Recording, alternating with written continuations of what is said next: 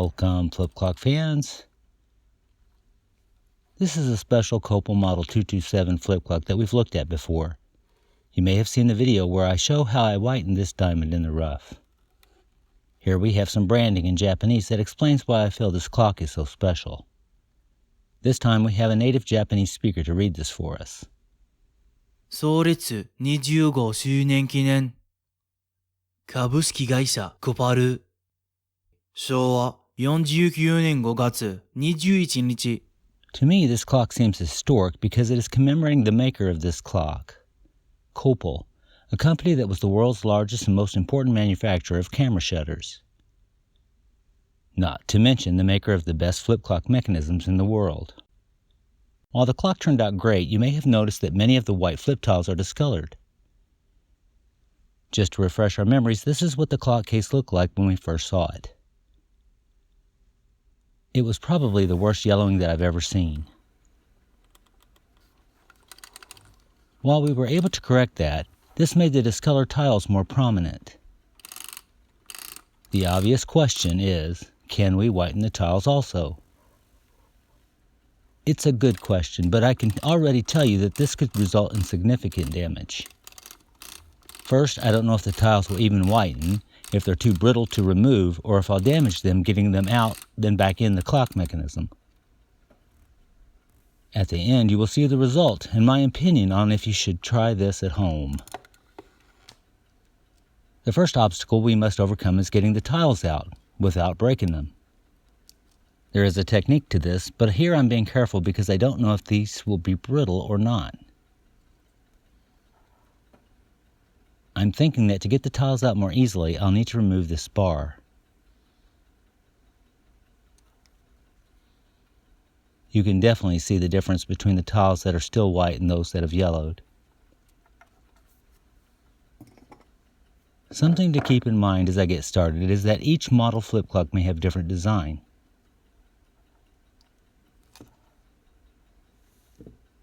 While on the Copal 227s, getting this bar off is relatively easy, it may not be feasible on other clocks.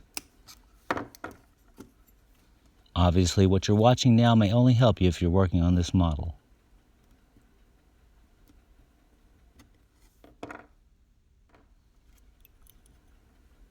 This bar holds what have been called the tile holdbacks, the tines, that is what I like to call them, or what one patent calls the arresting fingers.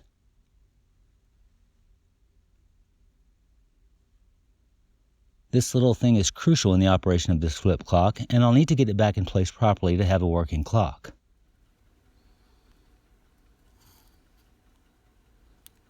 Now comes the scary part. At this point I could just snap the tile in pieces, or break or bend one of the little tabs that holds the tile into the wheel. There's a definite technique to this. You must bend the tile in the center to allow a tab to come free of the wheel, then remove the tile.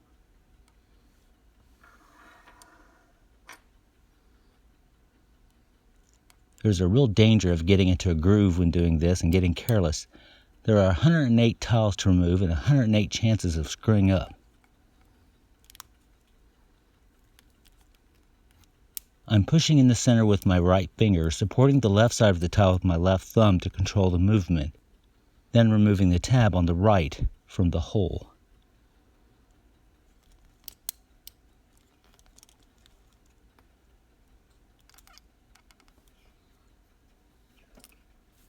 What's funny to me now is that I'm taking care to keep the tiles in order.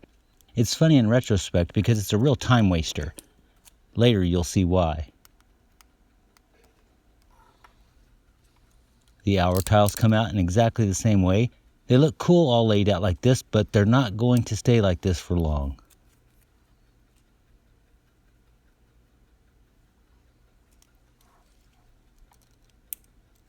Just like with the clock case, we're going to use Saloncare 40 Volume Developer to try to whiten these tiles.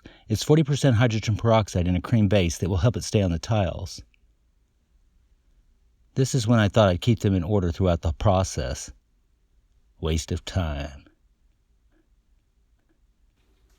Hi, S'more.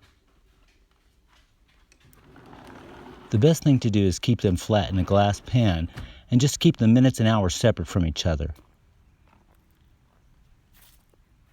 I'm checking to see if this mirror setup is getting the situation too hot and to check the progress. In the video prior to this one, this is why I showed up with whitened fingers. I should be using gloves, but I like to live in the danger zone. Checking the tiles against the white frame of this mirror here, it's going well. This is actually a test of using quart Ziploc bags with 50% developer inside for whitening another 227 case.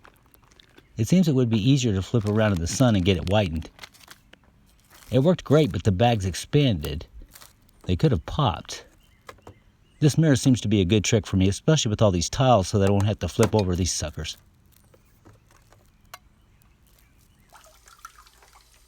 By this time I've given up on keeping the tiles in order. Just keep the hours and minutes separated. You can line them up before putting them back in the clock.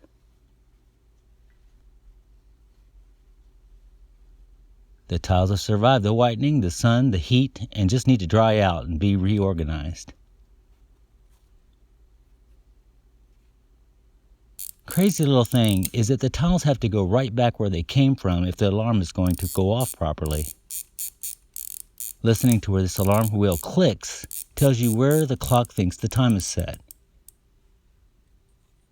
I've set the alarm to 8 p.m. and will advance the time wheels until I hear the click of the alarm.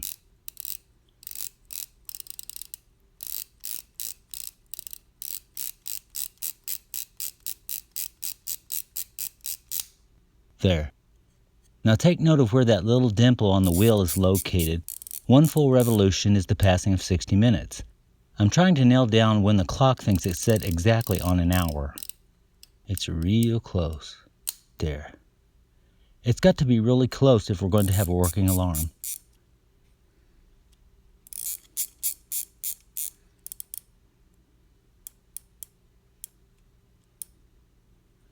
Keep an eye on that dimple and listen for the click.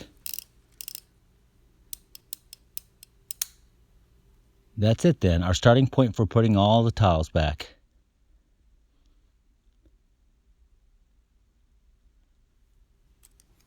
Now it's just a matter of getting the 0-0 lined up to get the ball rolling.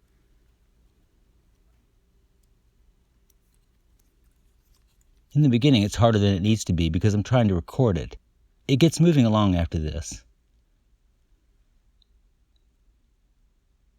I've got all the minutes in, and now I just need to make sure that I'm close.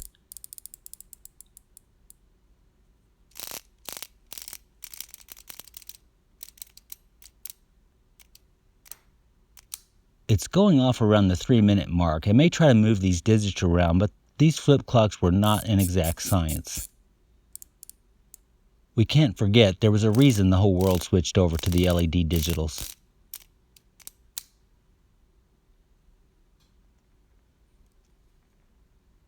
I've got the bar with the arresting fingers back in place. The most important thing is that the hour flips over to the next when the minutes flips from 59 to 00.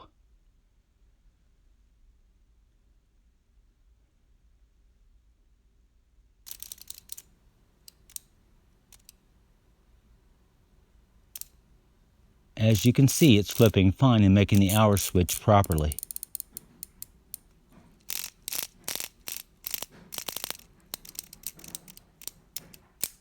The alarm clicked at 3:01. That's pretty close.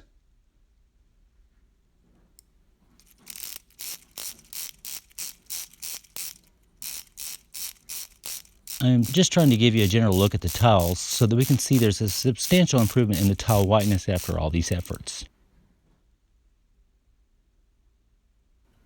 But is it worth all the time and trouble? For this clock I'd say yes, but honestly I highly doubt that I will do this on a regular basis. I don't mind a patina look, and there's a significant risk involved in this process.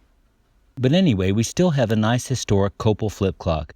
Or if you were Japanese, you might say, Koparo pata pata toki, Copal flip clock. The 25th Copal anniversary clock has found its place among the other United States color options. Thanks for taking the time.